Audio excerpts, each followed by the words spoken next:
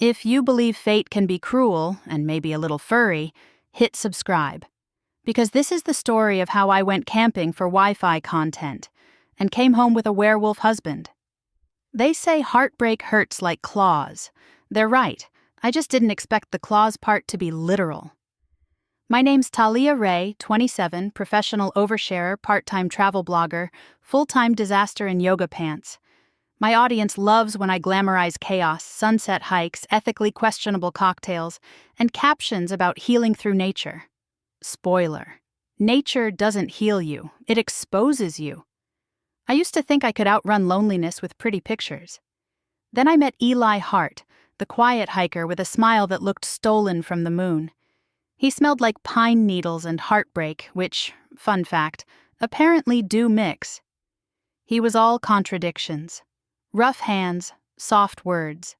The kind of man who'd fix your tent and ruin your sleep in the same breath. 3 weeks of mountain air, campfire flirting, and stargazing later, he vanished after a full moon. No goodbye, no explanation. Just the smell of smoke and the echo of a growl that didn't sound human. I tried to move on. Really, I did. I filmed a 5 ways to get over a guy who ghosted you in the woods vlog. Number 4 was tequila. Number 5 was pretending I never cared. Neither worked, because sometimes love doesn't fade. It howls. Chapter 1. 2 months later, I should have been somewhere tropical, filming a healing retreat and getting paid in coconut-scented sponsorships. Instead, I was parked on the side of a dirt road in North Carolina, arguing with my GPS like it had personal beef with me. No, I said Silver Pine Ridge, not Silver's Diner. God, if I die, please title the vlog Lost, but make it aesthetic. The screen glitched. The signal dropped. Typical. I sighed, grabbed my camera, and stepped out. The air was thick, sweet with wildflowers, sharp with something ancient. Every instinct whispered wrong way. Every heartbreak screamed follow it anyway. Eli's trail post had led here. An unmarked forest, tagged only once, then deleted. The caption burned in my memory. Sacred ground. Keep out, which is basically an engraved invitation for people like me. I hoisted my backpack, muttering, if this turns into a Blair Witch situation, I swear I'm suing him in the afterlife. The forest swallowed me whole.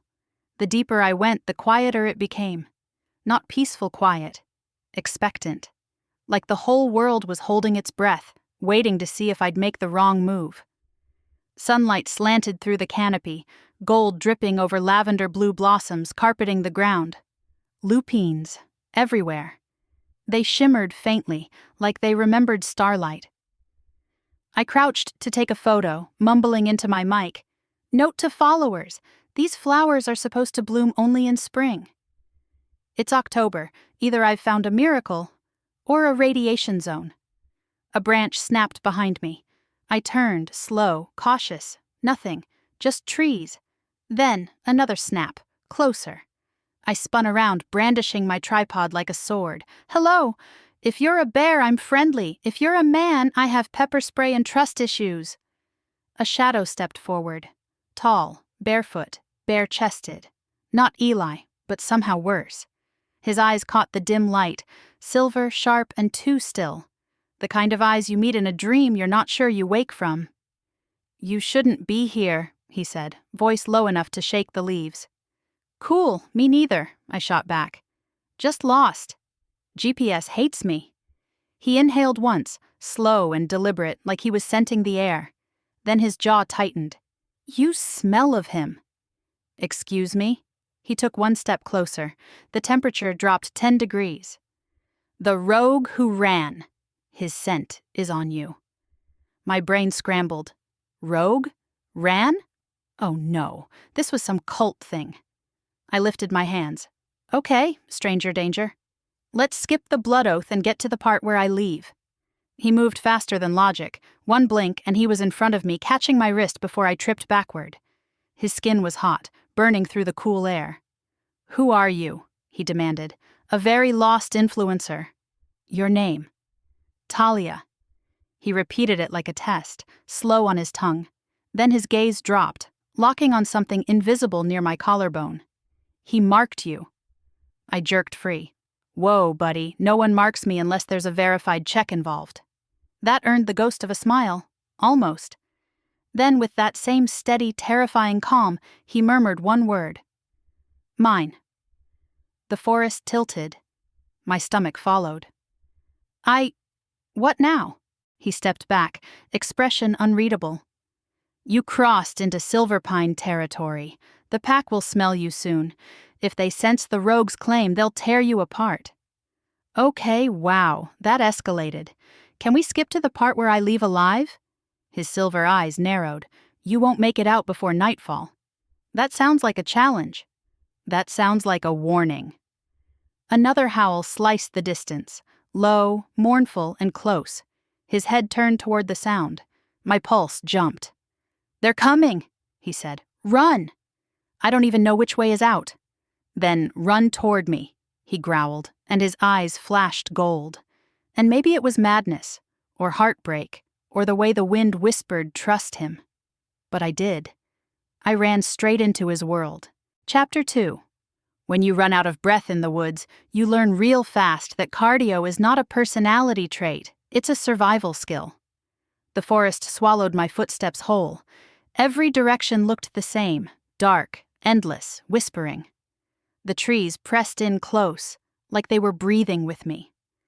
I sprinted until the air burned my lungs, until the weight of that single word, mine, echoed in my skull, louder than the crunch of leaves beneath me. Then I tripped over something large and furry. The something growled. Oh my God, sorry, I squeaked, scrambling up. Didn't mean to step on your tail? A wolf, huge, silver gray, eyes like molten metal, stood before me. No, stalked before me. And when it blinked, I saw it. That same look. The same silver that had cut through the forest earlier. Ronan. Except now he was covered in fur, muscle rippling beneath moonlight. My brain went static. You've got to be kidding me. He stepped closer, the ground vibrating with his weight. I froze. Every instinct screamed run, but my body disagreed, rooted, breathless, and maybe fascinated. Okay, I whispered. So either you're a really committed furry, or this is a problem. He growled low, the sound more warning than threat. Then, before my mind could process it, he shifted. Bones cracking, fur retracting, until he stood human again, bare-chested, barefoot, and far too calm for a man who'd just defied physics. You should have stayed behind me, he said. I blinked. You were a wolf. And now I'm not. You can't just casually say that. He sighed, rubbing the bridge of his nose like I was a particularly loud cub. You trespassed into sacred ground. The forest binds those who enter with intention. My intention was to get closure, not cursed real estate. Something flickered in his gaze. Amusement, quickly smothered. The forest doesn't forgive ignorance, Omega. There it was again. Omega. Okay, you keep calling me that like it's supposed to mean something. It means everything. He stepped closer. I backed up, right into a tree that did not care about my boundaries. You carry a dormant bond, he said, voice lower now, almost reverent. It's the reason the land let you through. No, the reason I got through is because my car broke down and I'm bad at reading trail signs. His jaw flexed. You smell of him, Eli. The rogue. The name cracked something in me. You know him? Knew him. Ronan's voice darkened. He was one of mine until he broke the oath. Until he chose the human world. He wasn't like you? I stammered. He was, Ronan said. Until he wasn't. He turned away then, heading deeper into the forest. Come. You mean follow the half-naked forest man who turns into a wolf? Yeah, hard pass. You won't last the night out here, he said, not looking back. The scent of a marked Omega draws predators. Not all of them wolves. You're assuming I believe any of this, I said, voice thin. You will. He started walking again, not checking if I followed. I cursed under my breath, then followed. His cabin appeared like the forest had built it for him. Stone, timber, smoke curling lazily from the chimney. The air around it shimmered faintly, like heat rising off snow. Inside, the place was impossibly warm. Firelight flickered over pelts, shelves of jars filled with herbs and ash, and a worn armchair that looked like it had seen centuries. I hovered by the doorway. Nice place. Real murdery aesthetic. Ronan didn't respond. He poured something dark and steaming into a wooden cup and handed it to me. Drink. Is that tea or blood? Would it matter? Depends on the flavor. He arched a brow, clearly not used to backtalk. Chamomile, he said at last. Damn! Almost disappointed I took a sip. It was bitter and grounding, like soil and smoke had been brewed into comfort. You didn't answer my question, I said. What's an omega? Ronan looked into the fire. The flames painted his features in gold and shadow. An omega is balance. The calm in a storm, the heart of the bond, sounds poetic. It's a curse, he said flatly. That silenced me. Long ago, he continued, the Moon Mother blessed one in every generation with empathy strong enough to soothe rage, to heal packs from within. But when they began to use that power to control alphas, she took it back. Only a few remain, hidden, untouched. He looked at me, eyes gleaming silver. Until now. Okay, I feel like I should be flattered or terrified, and I'm leaning terrified. He smiled faintly. Good instinct. Keep it. Then his expression softened, gaze tracing the mark I didn't know existed, just below my throat, faintly glowing under the firelight. Eli claimed you, he said quietly. But his claim awakened more than he understood. The forest recognizes the truth, even if you don't. And that truth is? That you're mine to protect, he said simply, even if you hate me for it. My pulse stuttered. You don't even know me. The bond does. The bond can mind its own damn business. He actually chuckled, a low, rough sound that sent warmth curling in my stomach. You have spirit. That's good. It'll keep you alive. Great, I said. I'll add it to my resume. Professional survivor of emotionally unavailable werewolves. That earned me a look that could have melted steel. But beneath it I saw something else. Respect, maybe even curiosity. Later, when the fire burned low, I tried the door. It didn't open. Not because it was locked, but because something in the air pulsed against my hand, like invisible vines holding me back. Ronan's voice drifted from behind me. You can't leave yet. You're kidding me. The forest won't let you. What is this? Magical house arrest? He didn't answer, just watched me with that unreadable calm, the kind that made you want to both slap and kiss someone. So what now? I asked finally. Now, he said, turning toward the fire. You rest. Tomorrow we find out why fate brought you here. Fate? Buddy, fate brought me a dead battery and a stalker ex. And now, he said, his gaze locking on me again, it brings you me. My heart skipped, traitorously. I should have been afraid. I should have demanded answers. Instead, I sank onto the couch, wrapped in fur, the scent of smoke and pine wrapping around me like a lullaby.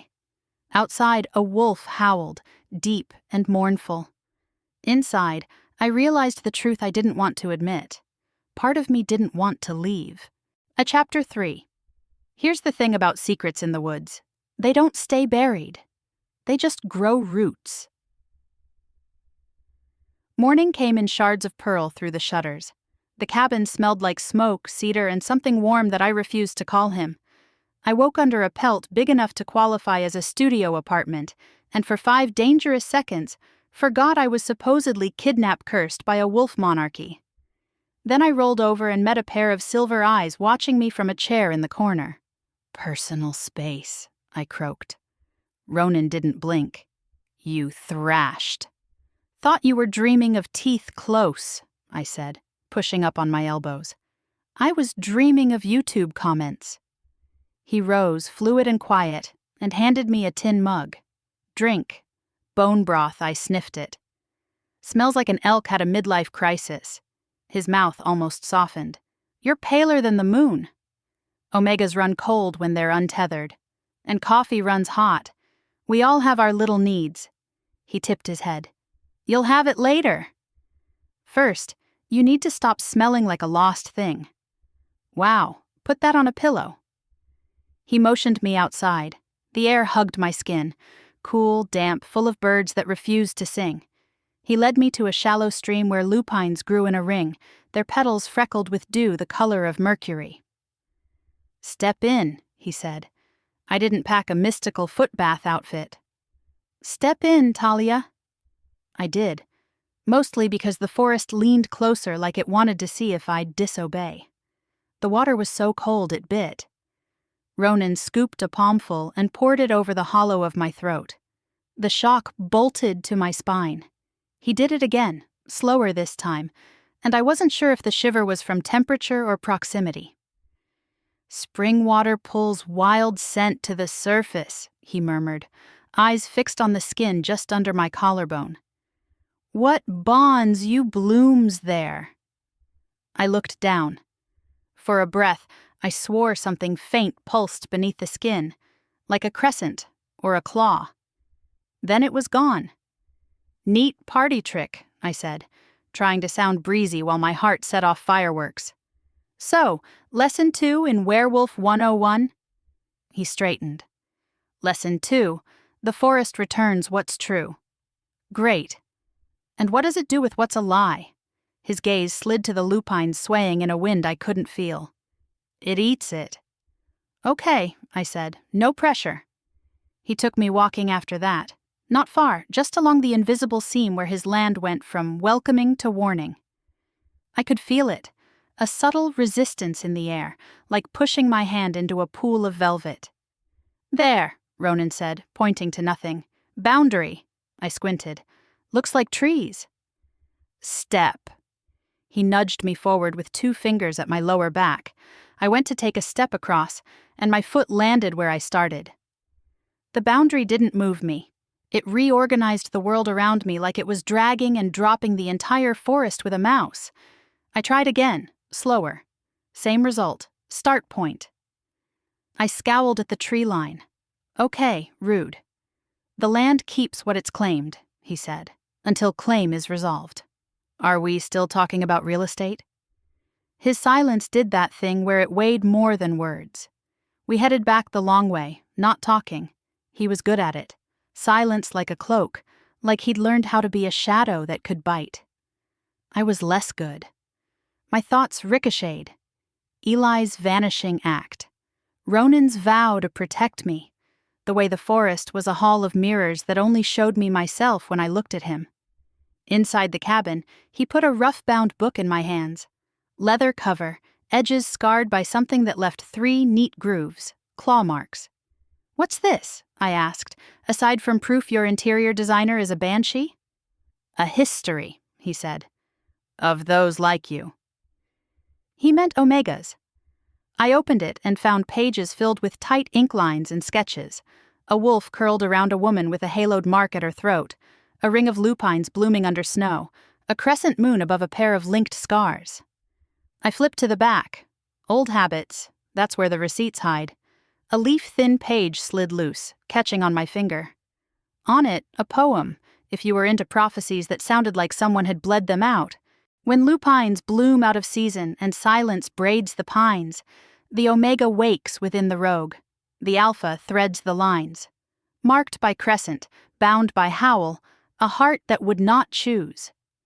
We'll choose beneath the winter moon what pack may win or lose.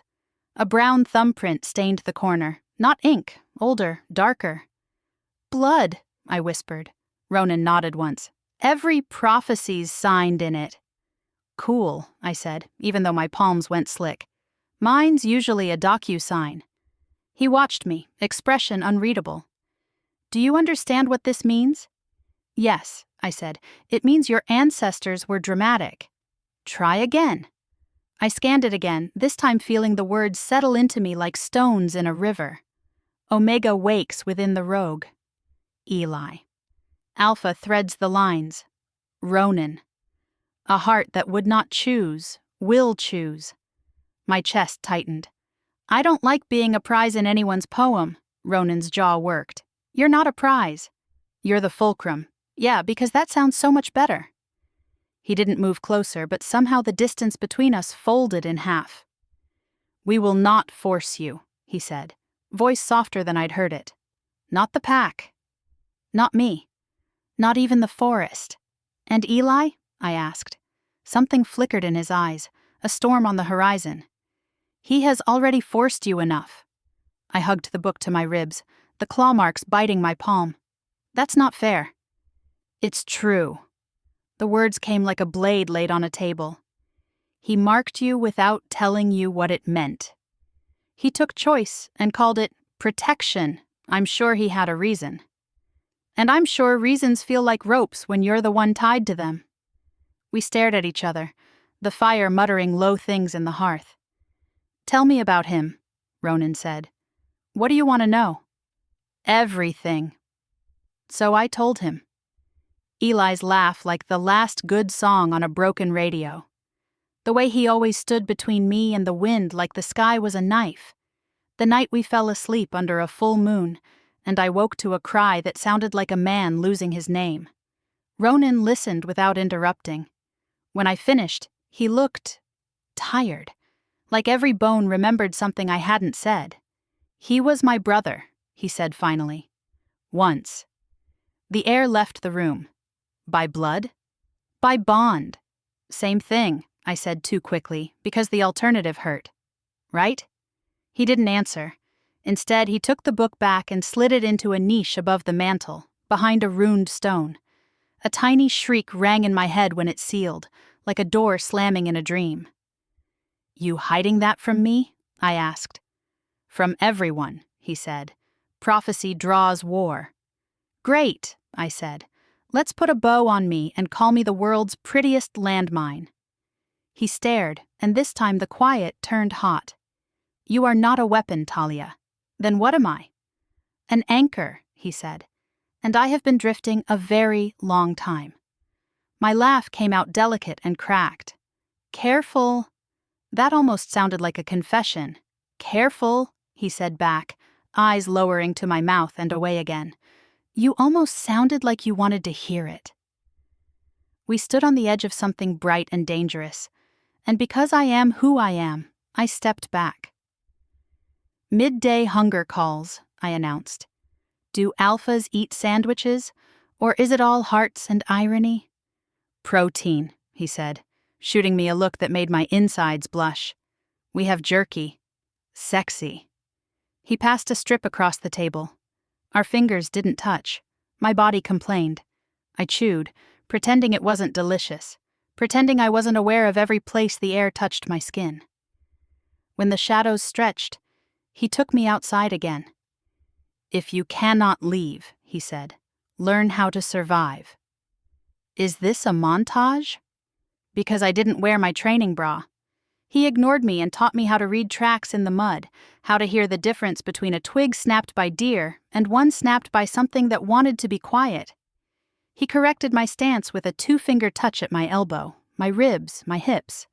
By the 4th correction, I hated the way heat spilled under my skin. By the 6th, I hated that I didn't hate it. Again, he said, when my knife grip looked like I was proposing instead of defending. You're a very demanding forest cryptid. Again. I did it right. He gave me a single, rare nod that felt like sunlight. Would you forgive your mate for marking you without asking? I blurted, breathless from practice and something else. Ronan didn't flinch. Would you forgive yours for lying? We left it there, like 2 traps baited and waiting. As we headed back, a flicker in the trees caught my eye, metal where there shouldn't be any. I veered off the path. Talia, he warned. Relax. If I die, you inherit my brand deals. It was an old camera. Mine, or one like it, crusted with sap, nestled in the crook of a root like the forest had grown around it. I bent to pick it up. The strap snapped and a scrap of wax-sealed paper fell out, stamped with a crescent and a diagonal slash. I reached for it. Ronan's hand shot out, catching my wrist. "Don't," he said, voice suddenly knife-sharp. "It could be mine," I said, pulling free before I could think better of it. "Or his." We both looked at the seal. He stared like it was a ghost he hated. "Eli," I whispered. The wind changed. Pine, rain, smoke, and a thread of something I could taste at the back of my tongue. Familiar grief. "Inside," Ronan said. Not a request. I tucked the letter into my jacket and followed, my pulse a drumline. Inside the cabin, he stoked the fire like he needed something to do with his hands besides break the world. I set the letter on the table between us. "You open it," I said. "No." "He wrote to me." "Then you open it." We stared at the wax, at the crescent scar pressed into it. My fingers hovered, touched down. The seal gave with a soft sound like a gasp. But before I could unfold it, a long, low howl rose from the north. I felt it in my bones first, then in my skin. Ronan's head snapped up, eyes flashing gold. A second voice joined the first, then a third, not hunting calls, summons. He moved, all command in motion. "Stay here, like hell. Talia." My name in his mouth was a warning and a promise. "The pack is calling counsel." "They've scented a rogue near the boundary, Eli," I breathed. Ronan's throat worked. Or what's left of him. He was out the door before I could answer. I looked at the letter in my hands, the open mouth of truth begging to be read, and the dark outside where fate was already sprinting. I stuffed the letter into my pocket and chased the alpha into the night. Chapter 4. I always thought love was a feeling. Turns out it's also a battle cry. The forest wasn't quiet anymore. It was alive, howling, pulsing, trembling underfoot like a heartbeat too big for the ground to hold. I chased Ronan through it, lungs burning, the letter from Eli crumpled in my fist. Branches clawed my arms as I ran, the air thick with mist and fear. Every shadow looked like teeth. Ahead, silver light flickered through the trees. Torches moving in a slow, deadly rhythm. When I broke through the clearing, I stopped dead. Wolves. Dozens of them. Their eyes glowed gold and amber in the moonlight, their bodies low, tense, and in the center of it all, Ronan. He stood bare-chested again, head bowed slightly, voice carrying over the clearing like thunder wrapped in silk. "We are the line between the forest and the void. No rogue crosses it and lives his gaze lifted. Found me immediately, even in the crowd. That silver burned hotter than the moon itself." "Talia," he said, low and rough, "I told you to stay." "Yeah, well, I've got trust issues." A ripple went through the pack, half amusement, half warning. Someone, a woman with sharp cheekbones and eyes like copper, snarled softly. "You brought a human here?" she hissed. "She's not human," Ronan said. "Then what is she?" He hesitated, which somehow made it worse. All those eyes turned toward me. I could feel their stares like claws against skin. "You said she smelled of the rogue," another voice growled. "Kill her before she brings his curse to our den." "Try it," I said before I could stop myself. "And I'll haunt you in your sleep, sweetheart." A low rumble of laughter rolled through the crowd. Ronan's lips twitched, just barely. Then he spoke, his voice cutting through the noise. "She is under my protection." The copper-eyed woman bared her teeth. "Protection is not claim." "It is now," he said. And just like that, the clearing froze. Every wolf went still. Even the wind seemed to bow its head. "What does that mean?" I whispered. Ronan turned toward me, his expression unreadable. "It means if they touch you, they touch me." The copper-eyed woman spat into the dirt. "You break every law we stand on, Alpha." "Then maybe the laws were wrong," he said. The crowd murmured, restless and wild. And then a sound cut through it, low, distant, familiar. A howl, different from the others, rougher, broken, Eli. My heart twisted. I took a step toward the sound, but Ronan moved faster, his hand catching my arm, grip firm but not cruel. No, it's him. It's what's left of him, Ronan said, voice sharp as silver. You don't know what he's become. Then show me. He didn't answer. Instead, he tilted his head slightly, just enough to expose the side of his neck to the moonlight. His next words weren't for me. They were for the pack. If the rogue crosses our border tonight, he dies by my hand. The wolves roared their approval, a chorus of sound that shook the trees. My chest ached. The letter in my hand felt heavier than my heart. You don't have to do this, I said. He didn't mean to. He marked you, Ronan interrupted. He claimed what he didn't deserve. You think that was mercy? He saved me. He doomed you. The words hit harder than I wanted them to. Ronan stepped closer, his breath brushing my cheek. You don't understand what that mark means, Talia. To us. To fate. Then make me understand. He didn't speak. He simply lifted his hand and pressed his thumb to the hollow of my throat, the spot that glowed faintly in the firelight. Right here, he said softly. That's where the bond lives. That's where power passes. When a wolf claims, it isn't metaphor, it's soul to soul, blood to blood. You're saying he owns me? Ronan's jaw tightened. No one owns what fate gives freely. So what are you doing? Undoing his mistake. Before I could react, he dragged his thumb across the faint crescent mark. A jolt ripped through me, electric, searing, alive. The forest itself seemed to lean closer. What are you... Claiming what he broke, he said. The wolves howled again, this time not in anger but in acknowledgement. The air pulsed, shimmering with light I could feel more than see. When I looked down, the mark at my throat had changed. The crescent glowed gold instead of red. I stumbled back, heart racing. You had no right, Ronan's gaze softened. Maybe not. But I had a duty. You just... What? Rebranded me? I protected you, he said. Now the forest knows you're under me. It won't hurt you. I didn't ask for protection. And yet, he murmured, stepping closer, you came running to me. The worst part? He wasn't wrong. The pack began to disperse, some muttering, others bowing their heads as they slipped into the trees. The copper-eyed woman lingered, her voice like smoke. You play a dangerous game, Alpha. Then let's hope I win, he said. When she vanished into the shadows, the clearing fell silent. Only Ronan and I remained, the air between us charged, unsteady. I stared up at him, still breathless. You didn't have to mark me. I didn't mark you, he said quietly. I claimed you. That's semantics. That's survival. He took another step forward. I didn't back away. Not this time. The moonlight hit his hair, turning it to silver fire. For a heartbeat, neither of us spoke.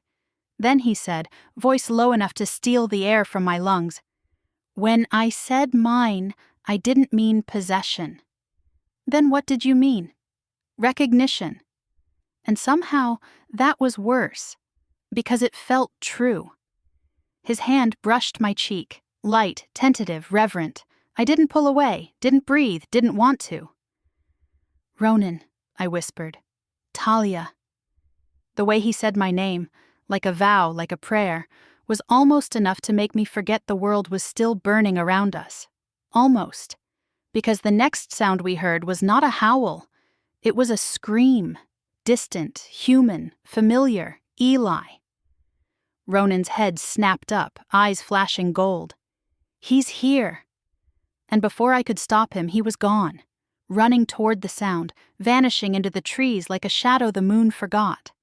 I stood there, the mark at my throat still glowing faintly, the forest whispering warnings I didn't understand. My pulse echoed his name. Ronan. But beneath it, softer, crueler, Eli's. The forest wanted a choice. I just didn't know which man it meant to kill for it. Chapter 5. Some truths don't whisper, they hunt. The forest went still after that scream. Not quiet, still. The kind of silence that feels like the world is waiting to see who dies first. I stood at the edge of the clearing, every instinct warring with itself. Run after Ronan, find Eli, burn the letter before it burns me. But the mark at my throat pulsed, slow, steady warning. The forest seemed to breathe against my skin. I made my choice. I ran toward the cabin. Inside, the air was colder. The fire had gone out, leaving the room bathed in thin moonlight. Shadows dripped from the rafters like ink. I slammed the door, my breath ragged, and yanked the crumpled letter from my jacket pocket. The wax seal was already cracked, the crescent smeared where my thumb had pressed it earlier. For a long moment, I just stared at it. I didn't want to know. Knowing meant remembering, and remembering meant breaking again.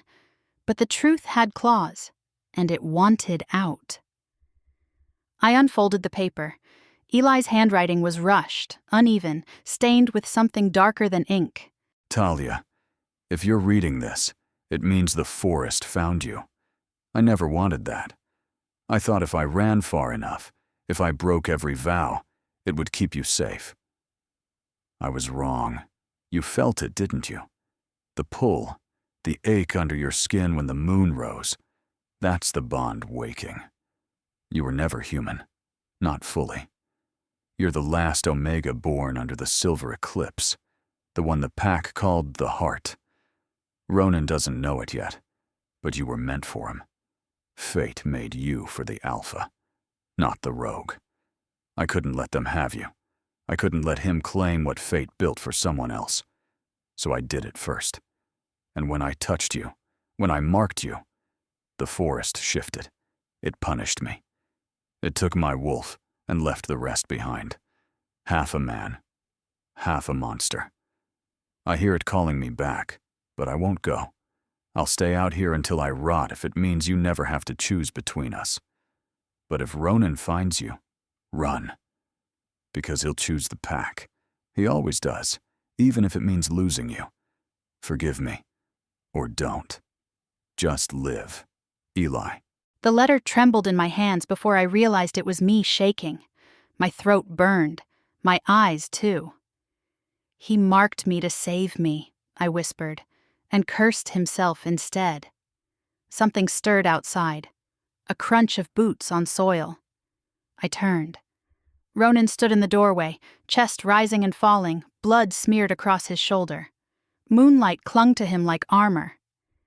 "You shouldn't have read that," he said softly. "So it's true." He said nothing, which meant yes. "You knew?" "I suspected. And you didn't tell me? What would you have done?" "Not this," I snapped, waving the letter. "Not let you mark me like I'm property." His eyes flashed. "You're not. You just told an entire pack I was yours. Because it was the only way to keep you alive. You don't get to decide that." The cabin vibrated with our voices. The forest outside seemed to echo us, wind rattling the shutters like a heartbeat out of sync. Ronan took a slow breath, his expression cracking at the edges. "Talia, you think I wanted this? You think I don't wake every night hearing his voice in my head? He was my brother, he loved me. He used you. You both did." The words slipped out before I could stop them. And maybe they weren't fair, but they were true. Ronan flinched like I'd drawn blood. For the first time, he looked human. Just a man trying to hold together a world built from lies. "You don't understand what you are," he said quietly. "What we are. Then explain it." He hesitated. Then he crossed the room and stopped just in front of me. "When an alpha claims, it's instinct, power, territory, but when an omega is born, it's prophecy, the bond between us." He gestured between us, the air almost shimmering. "Isn't about ownership. It's about equilibrium. You were born to balance the rage that keeps wolves from tearing the world apart. And what if I don't want that? Then the world burns. Simple, terrifying." He looked down, jaw clenched. Eli wasn't supposed to mark you. When he did, the forest punished him, stripped him of his wolf, of his sanity. That's what happens when a rogue steals fate's bond. I shook my head. You sound like you believe fate's some kind of god. No, he said softly, just cruel. That one hit too close. So I looked away, at the fireless hearth, the broken silence, the letter in my trembling hands. He said you'd choose the pack over me, I whispered. He said you always do. Ronan's voice dropped to a whisper, raw and dangerous. He's wrong. Prove it. The words slipped out before I could stop them. He froze. Then, very slowly, he reached out, one hand brushing my jaw, calloused thumb tracing the edge of my mouth. The world narrowed to that touch. You shouldn't ask me to prove things I can't take back, he murmured. Then don't make promises you can't keep. For a heartbeat, we were the same breath, danger, desire, destiny colliding. And then he kissed me. It wasn't soft, it wasn't sweet, it was desperate, wild, real, the kind of kiss that rewrote old wounds and carved new ones. And for one impossible second, the forest sighed around us, branches swaying like approval. Then, the door slammed open. Ronan spun, body tense, eyes blazing gold. In the doorway stood a man, barefoot, hollow-eyed, covered in dirt and blood. Eli. His voice cracked the air. Step away from her. Ronan's teeth bared in a low growl. You shouldn't have come here. You shouldn't have touched her. She's mine. She was never yours. And suddenly the truth under the moon wasn't just about me. It was about them, two halves of a whole, broken by me standing between them. The moonlight poured through the open door, bathing Eli's ruined form and Ronan's trembling hands in the same silver glow. Somewhere in the forest, the lupines began to bloom again, out of season. Petals unfurling under the weight of fate. And as the night held its breath, I finally understood. I wasn't caught between two men. I was caught between two destinies. Chapter 6. They say love makes you stronger. They never mention what it destroys first. The air between them crackled, alpha and rogue, brother against brother, moonlight carving them into ghosts of what they used to be. I could feel it, the energy humming through the cabin walls, through the floorboards beneath my bare feet, through the bond blazing under my skin like a second heartbeat. Eli's voice came first, rough, wild, desperate. Talia, get away from him. Ronan didn't move. He stood like a storm contained by willpower alone. You shouldn't have come back, he said, voice calm enough to make it worse. Eli laughed, a hollow sound. You think the forest tells me where I can go now? I'm outside her laws, brother. I'm outside everything. The word brother burned the air between them. You forfeited that title when you marked her, Ronan said. You forfeited your soul when you followed the Moon Mother's rules like a good dog. Stop! I shouted, voice sharp enough to cut through their growls. Both of you! They turned toward me, same golden eyes, same fire, same grief, two mirrors cracked in different directions. This isn't about me, I said. It's about you. You're killing each other over a curse none of us asked for. Eli's gaze softened for the first time since he'd walked in. You still don't understand. He doesn't want to protect you. He wants to control you. And you, Ronan snapped, you branded her like cattle. You doomed her to a bond that would have burned her alive if I hadn't intervened. Better burned than buried beneath your rules. The words hit Ronan like a blow. His wolf flickered behind his eyes, flashes of fur, teeth, fury. You betrayed me, he said. And her. I saved her, Eli snarled. You would have bound her to this pact to prophecy. She would have never had a choice. And you gave her one? Ronan's voice cracked. By lying? The room pulsed with power. I could taste iron on my tongue. Eli turned to me, his eyes pleading. Tell me you don't feel it, he said softly. Tell me you don't hear the forest whisper his name instead of mine. I swallowed hard. Eli? The bond burned. Ronan's claim, glowing gold at my throat, and underneath it, the ghost of Eli's fading mark, red as grief. They pulsed like twin heartbeats fighting for rhythm. I do hear it, I whispered. Both of you. The air fractured. Eli's eyes widened. Ronan froze. You can't carry both, Ronan said, stepping closer. It'll tear you apart. Then help me stop it. There is no stopping fate, he said, voice breaking. Only surviving it. Then I choose, I said. Both turned toward me, expectant, terrified. The forest outside went silent. I took a breath that tasted like ash and moonlight. I choose myself. And the forest answered. The floor shuddered. The walls cracked. The lupine blossoms outside burst into bloom, glowing silver blue, their scent flooding the air until it was almost sweet enough to choke on. Eli stumbled back, clutching his chest. The faint mark at my collarbone shimmered, red, then gold, then white-hot. Talia, Ronan said, voice shaking. What are you doing? Breaking it, I whispered. A light erupted from my chest. Bright, pure, ancient. It hit both of them at once, throwing them apart like gravity forgot how to work. The sound of it wasn't thunder, it was something older. A howl turned prayer. When the glow faded, Eli was on his knees, his wolf half-formed, body trembling. Ronan stood, breathing hard, eyes wide. You broke the bond. No, I said, voice echoing with something not entirely mine. I rewrote it. He frowned. Rewrote? Fate doesn't own me. Neither do you. I'm not your omega. I'm the forest's heart. And it's time it remembered who it beats for. Outside, the lupines bent toward the cabin in a ripple of silver. The forest wasn't holding its breath anymore. It was listening. Eli lifted his head. For the first time, his eyes weren't wild. They were clear, peaceful. It's lifting, he said, wonder breaking through the exhaustion. The curse. It's gone. He looked at me like he was seeing sunlight for the first time. You freed me. You freed yourself, I said.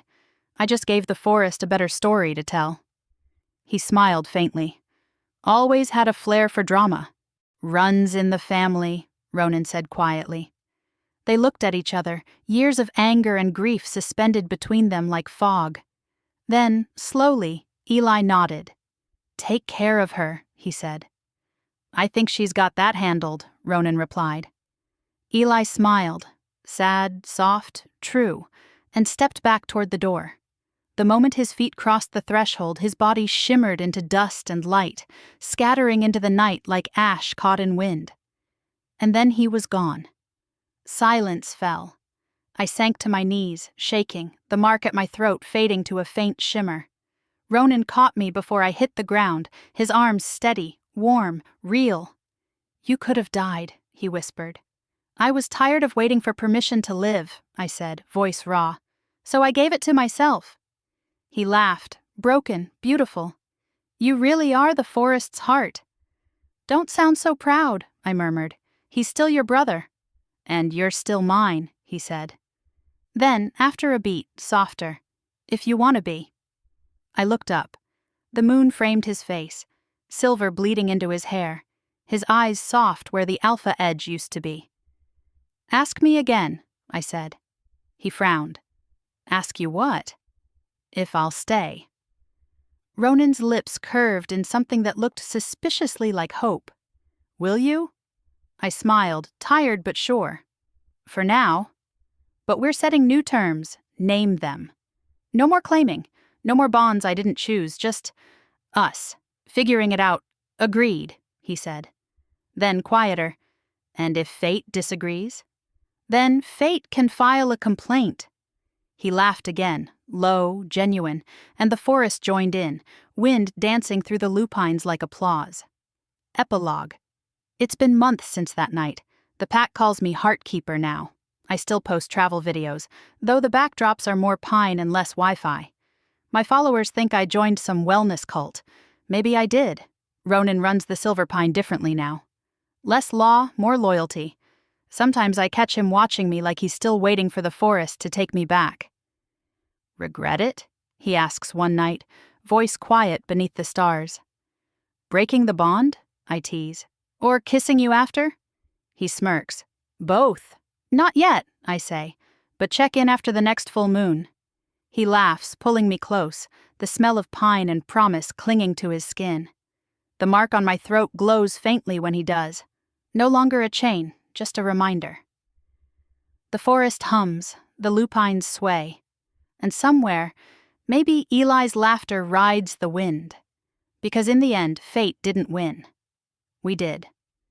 If you believe love can bloom even in the ashes fate leaves behind, hit subscribe to Rene's romance stories. And tell me, if you had to choose between destiny and desire, which one would you let claim you?